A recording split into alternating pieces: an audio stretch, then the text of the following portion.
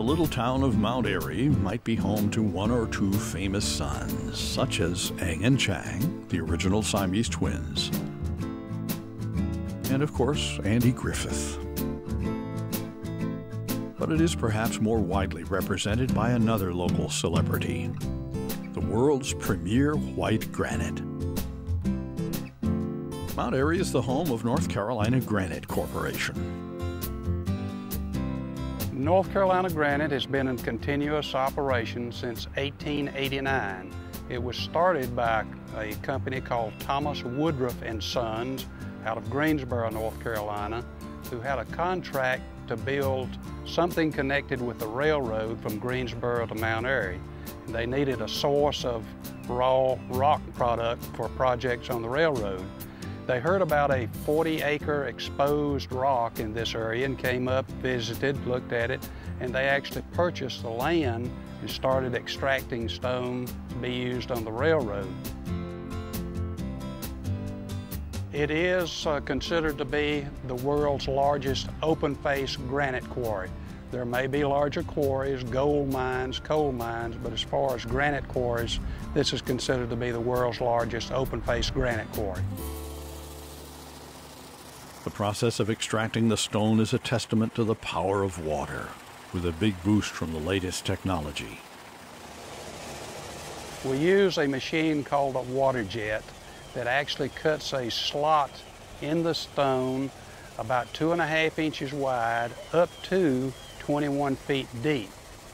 Once that process is done, we drop a diamond wire down in those slots that we have cut, attach that to a diamond wire saw that rotates that wire, plus slowly pulls it along the bottom, which frees that mass from the mother mass. The brute force of explosives is still used, but even that is much more sophisticated than a few sticks of dynamite. Once we've got that loaf sitting there free from the quarry, we bring in our drills. We drill vertically 1.25 holes, roughly in the size of the blocks that we want, which are basically 10 foot by 5 foot. We use primacord, which is an explosive material. We hang it down in those holes, fill the holes full of water. The water helps magnify the force of the explosive.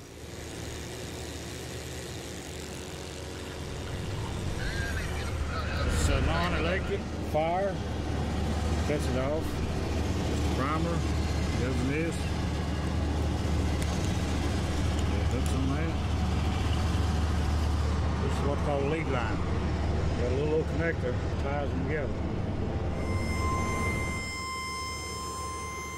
We set that explosive charge off, and it frees those blocks or creates a small crack which separates them from the loaf that's sitting there. Then we'll drill holes by hand, use steel wedges to break those loose into the final blocks that we need that are roughly 10 foot by 5 foot by 5 foot. It's hard to imagine this work being done in the days of mule or horsepower. Nowadays, computers have taken over some of the back-breaking work. These giant electronically controlled saws are programmed to do their repetitive work largely unattended for hours at a time.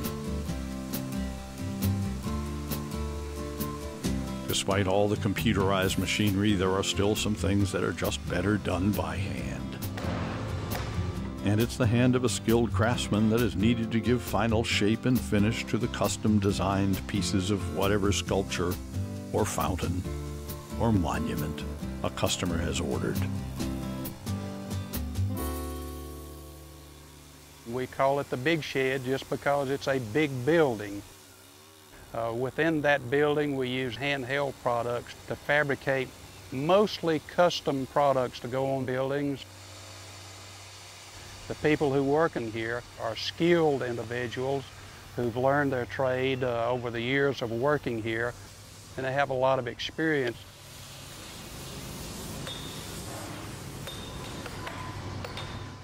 Our curbing division fabricates roadway and bridge curbing. A lot of it goes to the New England states Because they use quite a bit of salt on the roads there, concrete curb is deteriorated in about 2 to 3 years due to the salt. But the granite is impervious to the salt, so that's the reason that they choose to use granite on their projects in the New England states. We have a small crushing operation here.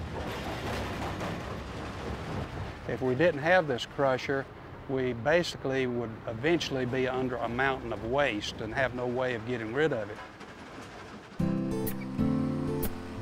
Wherever you may have traveled, you are very likely to have seen the products of this quarry on public display. Downtown Raleigh, the Memorial Bridge in Washington, D.C.,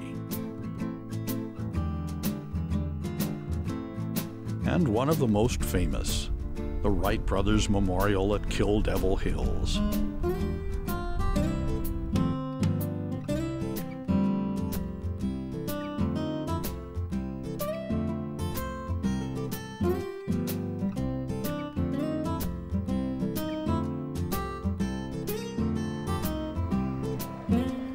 The quarry deposit itself is approximately 59 acres, 8,000 feet deep, 7 miles long, and a mile wide.